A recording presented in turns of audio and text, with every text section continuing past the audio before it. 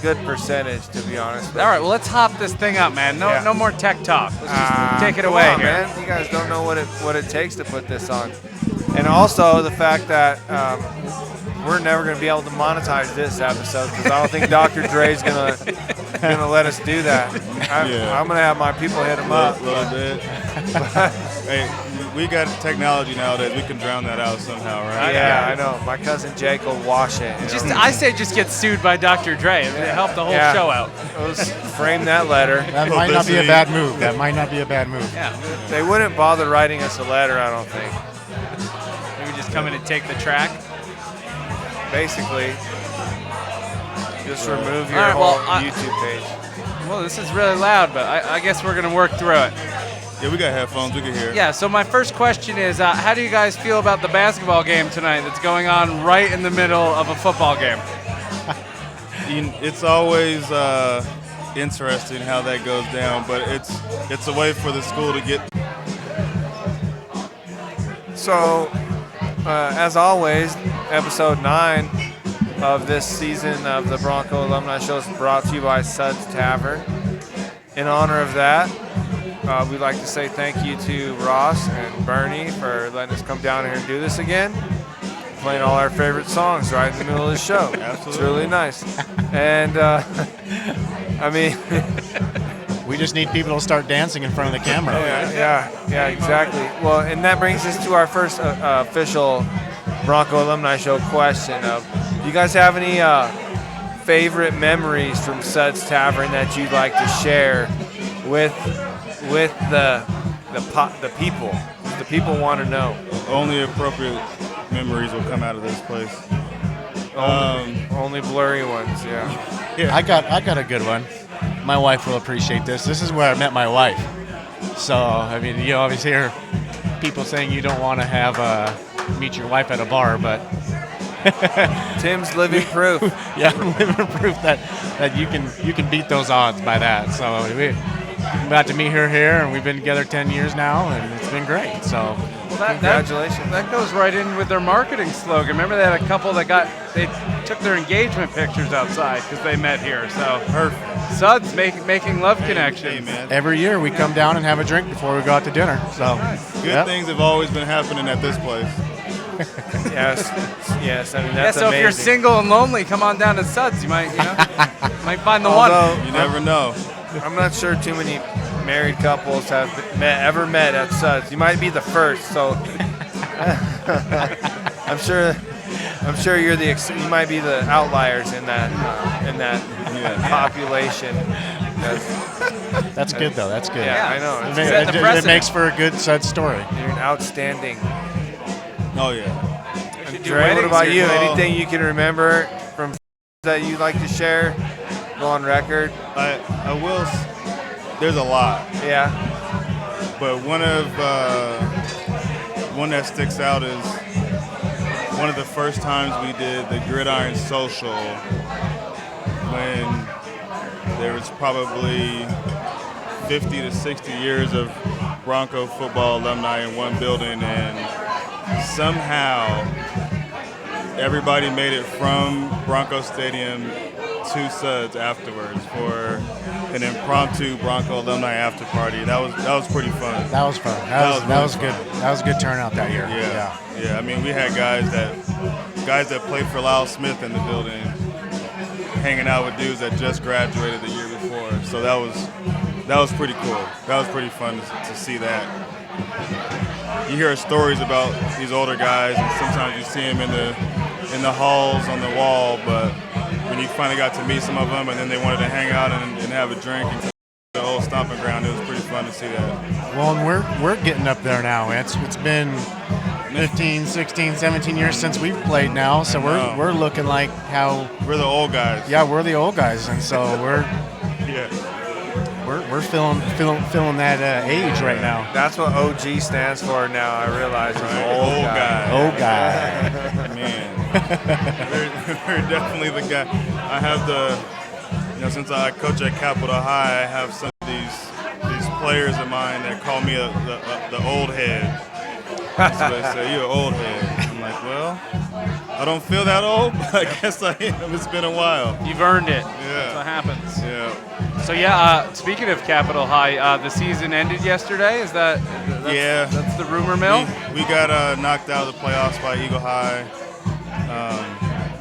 Didn't have our greatest year, but we had a pretty good year. It's always fun to see the growth of the guys from the spring all the way through the football season.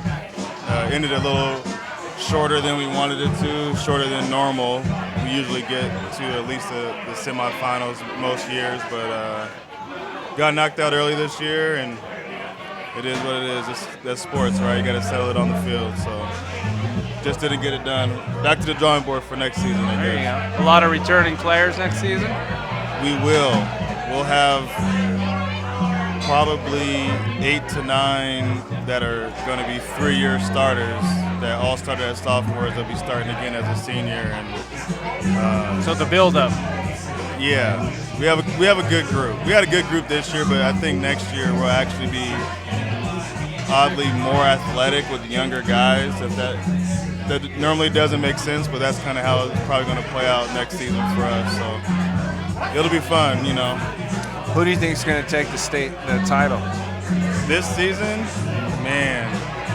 So we got semifinals coming up, and I think we have Rigby, which is usually a unsung hero. They're not really known as a power in 5A football, but we have Rigby, Highland, Coeur d'Alene, and Rocky still left. And Rocky hasn't lost a game in almost 2 years.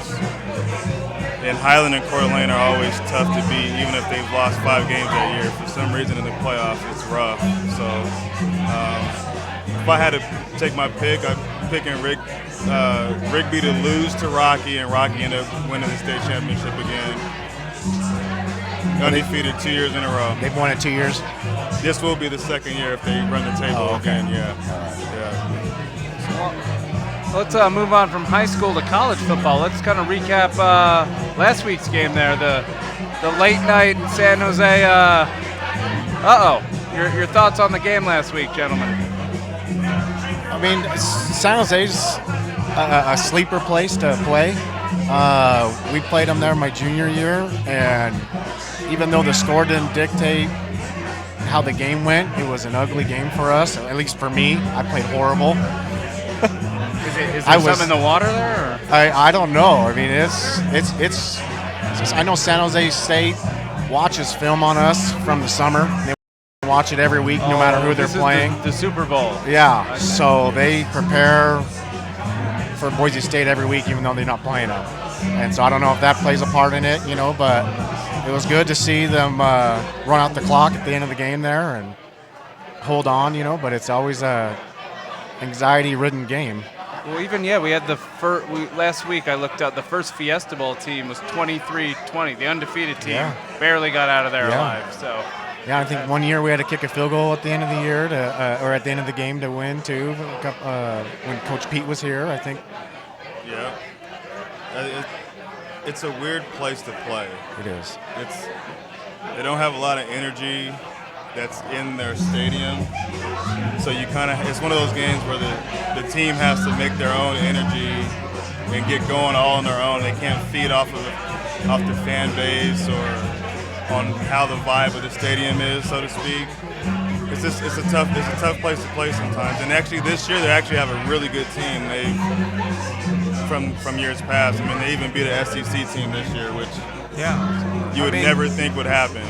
But it honestly, it seemed like a pretty standard game for this season. Really, we start pretty flat, and the defense kind of keeps us in it, and then I don't know what happens in the second half. If the guys would wake up, are pissed off, or how it works out, but.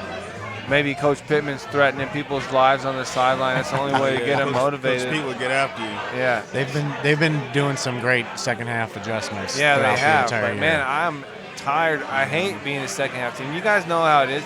You're supposed to start fast, man. Score early and score often. That's what That's one of the hallmarks of Bronco football. But also, if you don't, then it's not how you start; it's how you finish. That's the halftime speech. True. Yeah, the second half of that is start fast, it's finish strong. Yeah. If you start fast, it makes life easy on everybody, even the fans. Nobody's out there in the stands or watching TV stressing out, but at the end of the day, dude, if you don't finish, it doesn't matter how fast you start. So you got to get the best of both worlds to make it happen. So your thoughts overall, I guess, on the team this year? I know there's the BYU loss that we've all kind of blocked out here, but still, I guess my question is chances. Their chances for the rest of the season. Where do you see this team going? I can see them running the team. Are they going to do it in the fashion that we're somewhat used to over the last couple decades? Probably not. It's going to be a lot of ugly games as far as being close or not just thumping somebody, but I think they can run the table. They just don't have that, from outside looking in, I should say. There's not that edge that you're used to. Not that swagger. Right. I mean, there's guys out there that have it. Like my man Weaver, that dude has it. Whatever it is, he has all of it. Well, that's usually my question to everybody this year. Do you think he stays or He's gone. Okay. He's done. No way he stays. Yeah, no, he's going. If he stays, I will go up to him and shake his hand and say thanks for one more year, but he ain't staying. Yeah, I think I think nowadays with the knowledge that these players get and with finding out, where they grade at and everything, and then the risk of getting injured that following year, I think it's just too much of a risk for some of these kids to not go into the draft. That's true. I mean, you can always come back and finish. You strike while the iron's hot, and you get what you can get right when you can get it. So. But then at the same time, there's a lot of talk about, maybe that I've heard about a lack of senior leadership on our Bronco team this year and also in years past. I mean, and you take a look at Alexander Madison, who has probably a bright career in the NFL ahead of him. From what I've seen him in the game so far, I mean, he would be a guy that would maybe provide that type of leadership on a team that's struggling with that right now. Absolutely. Oh, yeah. Absolutely. So, I mean, there's pros and cons, and I mean, I'm not saying he should have stayed, because honestly, any one of us in that situation would probably have done something very similar, if not the exact same thing. Yeah. Right. When you're in those situations, when you're one of those few guys in college football that can leave early, you got to make a decision on what's best for you. That's like the one time you kind of got to be a little selfish. Do you think it was the right decision for him? I mean, to leave early to go be a backup? Absolutely. Yeah. Yeah, I think so. I think he's getting enough playing time to prove his worth and show that he's worthy of a third-round pick. Right. He's had some nice publicity with some of his runs that he's had, even though some of his runs have been getting called back and stuff. But he's making a name for himself. I really like what I see. He had one fumble, I think, this year too. But all over. I mean, you saw him make that catch last week where he was just out of bounds by a hair, with a spectacular catch, right? It was, and that gets charted when guys are looking at what type of player he is. Yeah. So I mean, he was looking like Tim Gilligan in the back of the end zone. Is what he was looking like.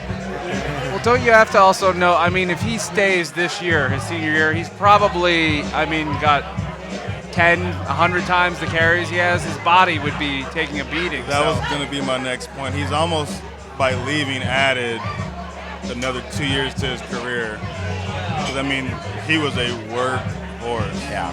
By every definition of the word, he was a workhorse. And there's no indication that he would have been less of a workhorse this year.